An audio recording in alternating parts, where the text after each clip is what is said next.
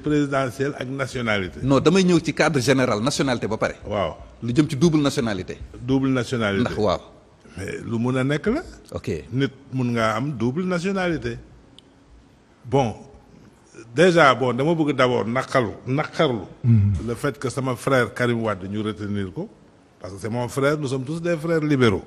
parce que ñun ñëpp Ablaye Wade mooy suñu papa sur le plan politique. mais ma expliquer daf gis nga affaire candidature présidentielle Papa Ndiaye. pour man. waaw. ça relève plutôt d'une enquête de moralité des candidats. très bien.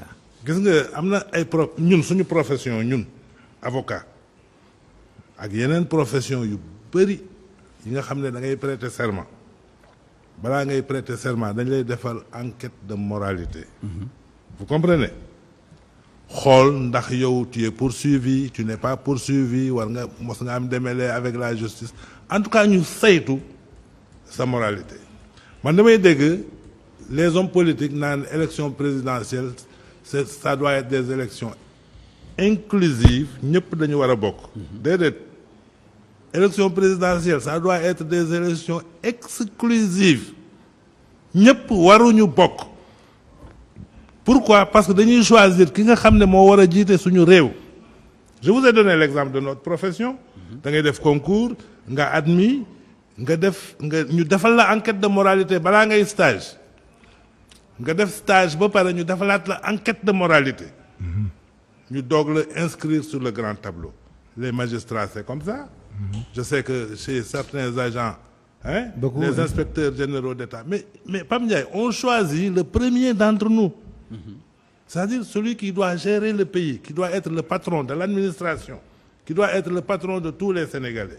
ñu bëgg léegi Sénégal bu ñu bëggee choisir président ku bëgg rek ñëw présenter wu. loolu je pense que il faudrait que aussi loolu ñu xoolaat ko. il faudrait pas que les hommes politiques nous imposent une vision bi nga xam ne ce n'est pas dans l'intérêt du Sénégal. vous comprenez donc lii ñuy def ne boo bëggee nekk président de la République il faut être exclusivement sénégalais. xam nga foofu sax ça relève plus xam nga il y a le droit mais il y a la sociologie juridique parce que il faut se poser la question de savoir pourquoi le législateur dit que pour être président de la République du Sénégal il faut être exclusivement sénégalais. Pourquoi?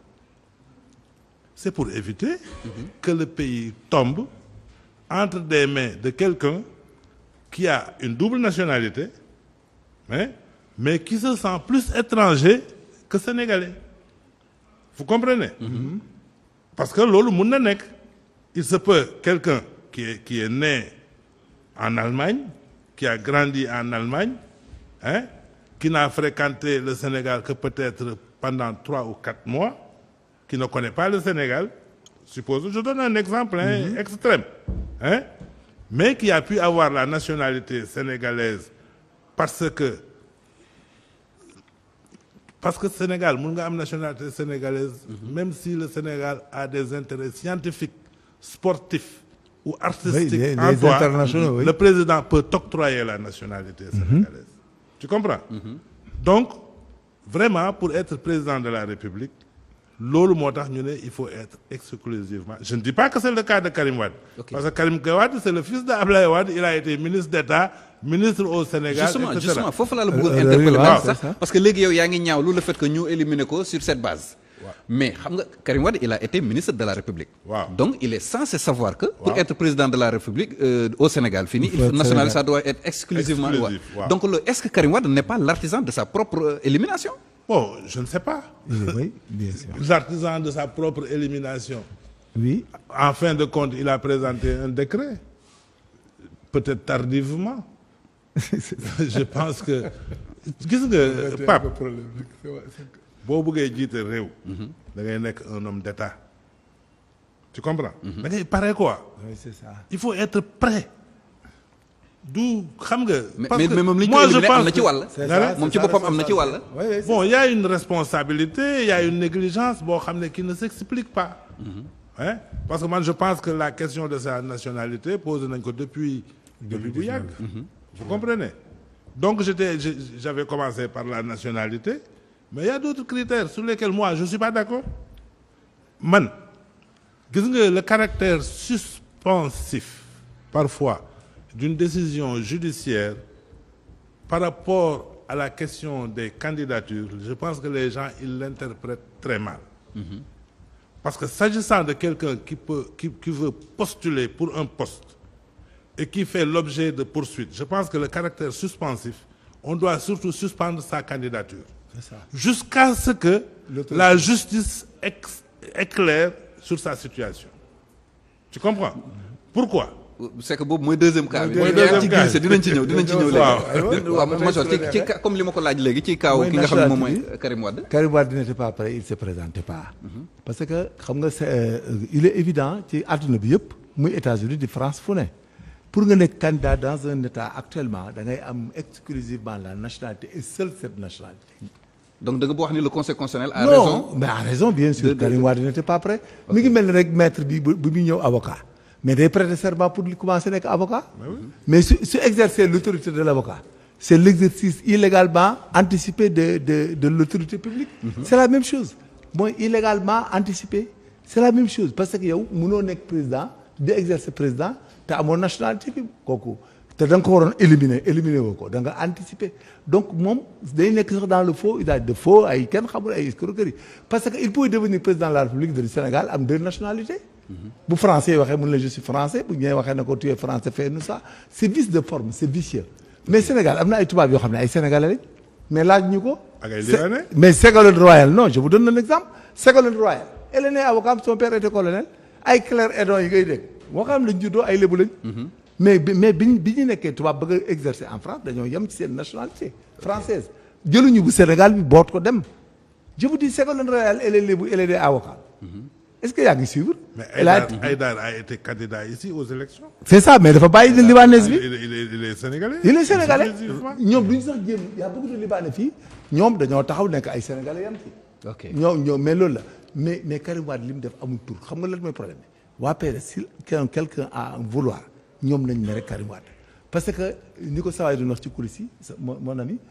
mais pourquoi ils n'ont pas cherché un autre pourquoi Karim Wade tout court.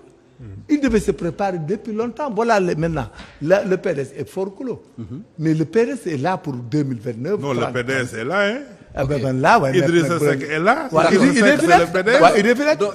Le PDS, vous venez que mais Macky Sall est là, le APR est là. C'est surtout. Mais c'est le PDS. maa ngi ñëw. Ah Sow. léegi balaa may dem ci Sow bëggoon naa laaj maître PDS dañu annoncé une commission d'enquête parlementaire. boo xam ne dañuy leeral dans quelles circonstances wala dans quelles conditions la ñu écarté ñenn ñi particulièrement seen candidat Karim Wade léegi ñoom suspicion de corruption yooyu ñuy wax ak commission d'enquête parlementaire boobu ñuy wax ban impact la mën a am ci délibération bi conseil constitutionnel def ak tamit ci membre conseil constitutionnel yi lan lañ fa mën a xaar. Pape man je fais de la réelle procédure et de la réelle politique. Ça ne servira à rien. Ça servira à rien. Non, ça servira à rien. Pas du tout. Le conseil constitutionnel c'est la juridiction suprême des élections. Et même c'est dangereux pour eux. dafa am ay fonctions yoo xam ne ay professions wala ay institutions yoo xam ne vraiment bu di leen attaquer nii sax je pense que c'est yabaate la quoi il faut que les hommes politiques respectent les institutions. C'est ça loolu la ñu man li ma gis ci Sénégal mooy les hommes politiques la plupart des hommes politiques sénégalais ne respectent pas nos institutions. Vous comprenez? bu ñu amee une décision qui leur est favorable ñu ne gonga bu ñu amul une décision qui leur est favorable ñu attaquer institution. mais droit de recours tam yoon moo leen ko may. mais le recours il y a pas de recours en matière de décision du conseil constitutionnel en matière de candidature du président de la République il y a pas de recours.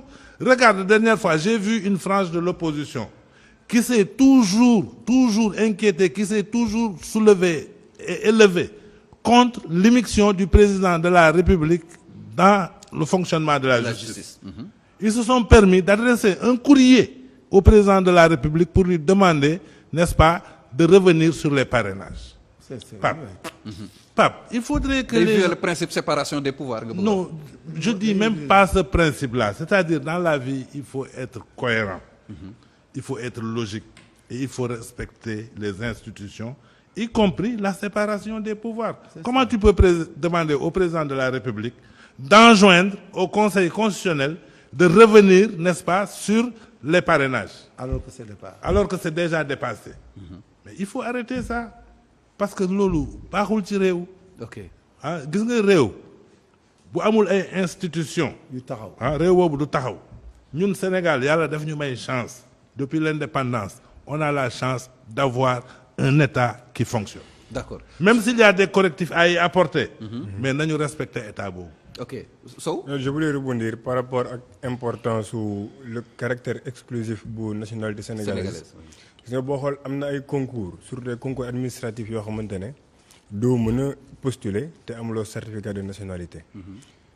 léegi yow mën nga am certificat de nationalité bi mais double nationalité mënul nekk lu lay causer préjudice mais dafa am benn niveau bu mu egg comme ngay xëcc pour nekk président de la République du Sénégal. ci droit positif sénégalais yépp mën nañ ne foofu nañu wax que ne nationalité exclusivement sénégalaise il faut que nga am qualité boobu noonu pour mën a bokk ci ñuy wut baatu askan bi te pour man je trouve que mesure boobu c'est logique et c'est justifié.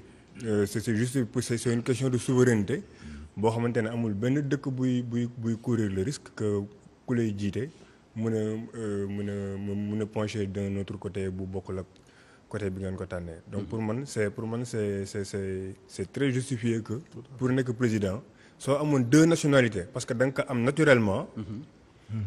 Avant élection di jot parce que comme li nga wax déclaration tardive man tamit c'est sous ce coup-là laa koy ranger. Pour moi depuis 2019 c'est une question qui aurait dû être réglée. Mais du 2024 dañ ko war a donc pour nekk njiitu réew rek lañ lay tere nga yor ñaari double nationalité. bu dul loolu Sénégal bu nekk am na droit yor double nationalité. Ministre dina am double nationalité député dina ko am. directeur dina ko am ambassadeur. yooyu yëpp mën nañ ko am. mais pour président de la République. c'est normal qu'on. maître yow ñaata nationalité nga yor. kat man moi je suis exclusivement sénégalais. sa waa ji Idrissa Seck ñaata la yor. mais il est exclusivement sénégalais. c'est sûr américain Thierno Alassane Sall la ngi fi. Thierno Alassane Sall la ngi fi de. moi je suis né à Diourbel, j'ai grandi là-bas. Idrissa est né à Thiès, il a grandi là-bas. Donc nous sommes comme je te dis la question elle est plus sociologique que juridique.